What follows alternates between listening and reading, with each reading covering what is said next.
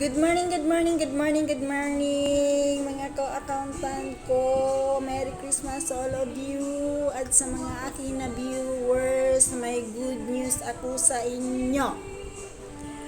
Under Revenue Regulation 1-2023, ang mga establishment na nagbibigay or nagbibenta sa mga solo parent ay dapat magbigay ng 10% discount at VAT exemption sa mga solo parent.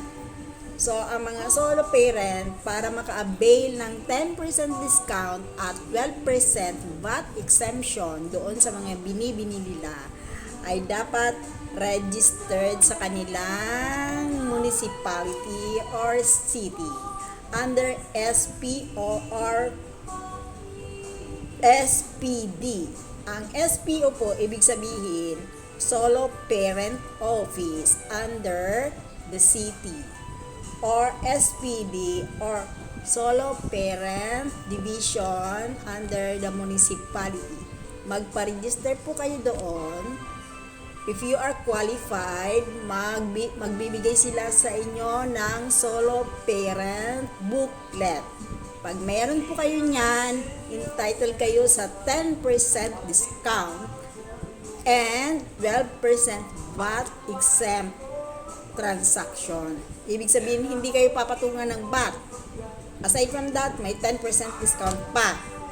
Okay po. Entiende po.